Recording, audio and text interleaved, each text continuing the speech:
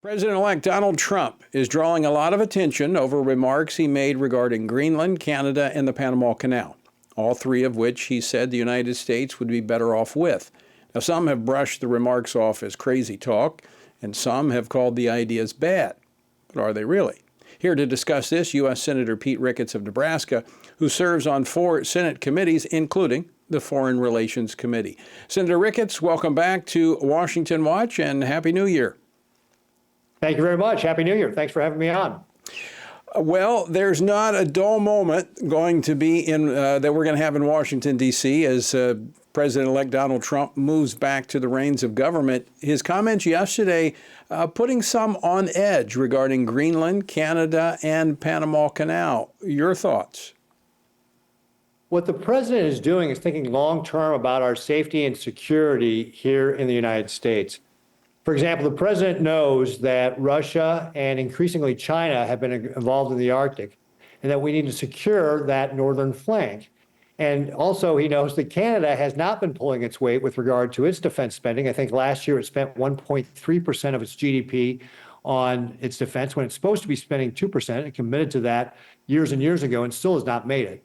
So he's thinking about how can we protect our people here in the United States?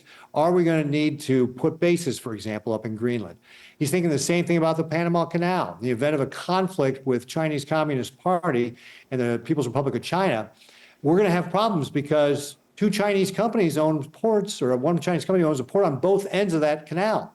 And you bet that they will try to shut that down if there's a conflict and harm us from being able to respond to anything going on in the Pacific. So the president is thinking long-term about how do we keep our country safe, and we ought to be thanking him for it. And I'll tell you right now, there's a lot more people thinking about the risks that are being posed by Russia and China, for example, up in that northern Arctic area today than there were just a couple of days ago. I would think, Senator Ricketts, that for those that observed the first Trump administration, that they would understand that even though he makes statements such as he did yesterday that are maybe uncharacteristic of an incoming administration, there is a method to what he is doing, and I think he's putting our adversaries on alert. He is keeping the deck kind of shuffled, but I think, as you pointed out, he is doing this with a clear mission in sight. Yeah, absolutely. And I think the other thing to remember is that, Trump is a negotiator and he's a disruptor. So we shouldn't be surprised that his negotiating style is very disruptive. The negotiations for Greenland or Panama, the Panama Canal, haven't even started yet. So Trump is certainly not going to give up anything in his hand before the negotiations have even begun. And again, it's about thinking about the long-term safety and security of our country. So this is something that is at the beginning, not the end. But it is a good sign that the president is thinking about how do we secure our nation long-term. Now, I agree 100% on Panama Canal. We should have never given that back to Panama. We should have retained control of that. And China, as we saw during COVID, when they clamped down on personal protective equipment, after they created the crisis, we know that they are clearly an adversary. And to allow them to control such a vital waterway is unacceptable. But Greenland, is that realistic to think that the United States could take control of Greenland? Well, again, it's currently Greenland is owned by Denmark, and what the president has suggested is that Denmark sell us Greenland. And it would be a way for us to help secure the Northeast United States by making sure we would be able to put up our military bases there. We also have Chinese ships that are there that are dual purpose. They're supposed to be doing research, but we know that there's nothing in the Chinese Navy that is just purely civilian, right?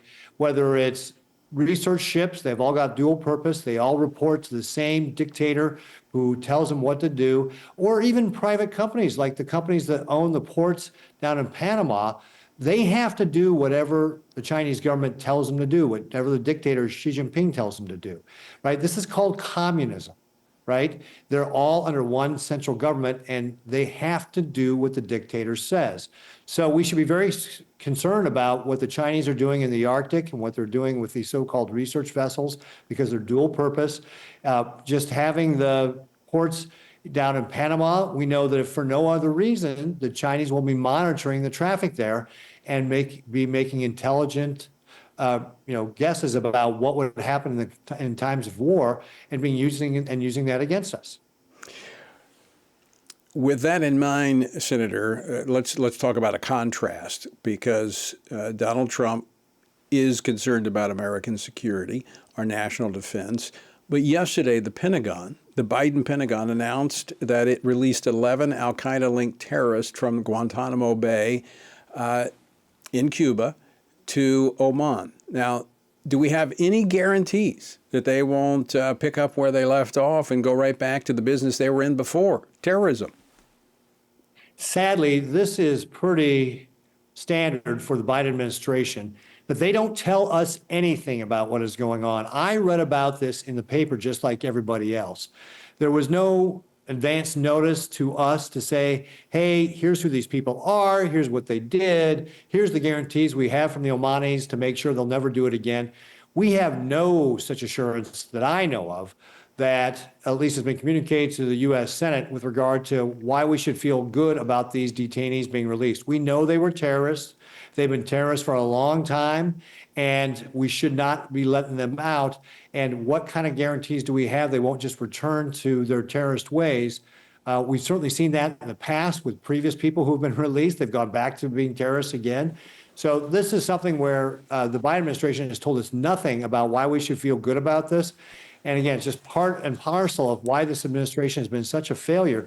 They just don't put the well-being of the American people first. They put their own woke agenda first.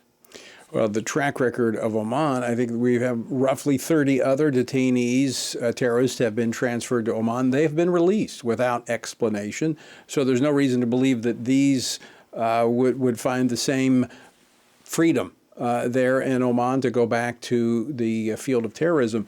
Now, there are a few left there in Guantanamo Bay, and I know some of your colleagues are at least messaging, trying to move legislation forward that would prohibit the Biden administration from releasing any more of these terrorists from Guantanamo Bay. Is that a possibility of seeing that legislation move forward? I have not seen the legislation, so I can't speak to that legislation directly.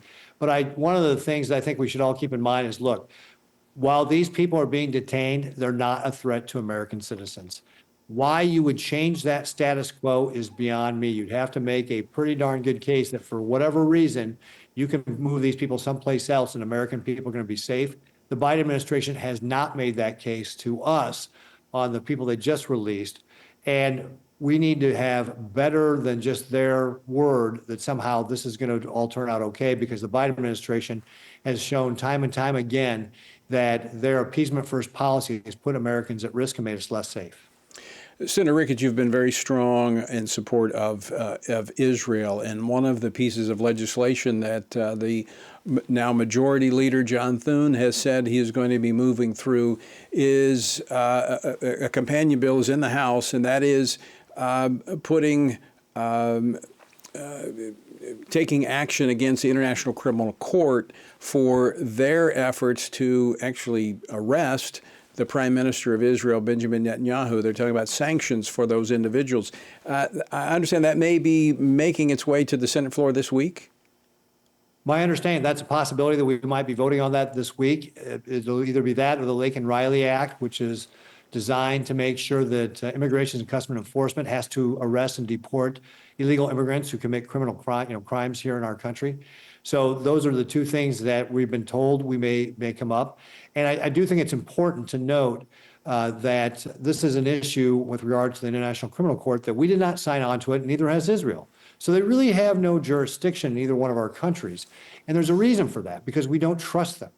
And they're taking action against Israel while really doing nothing against Hamas, who started all this with their terrorist attack.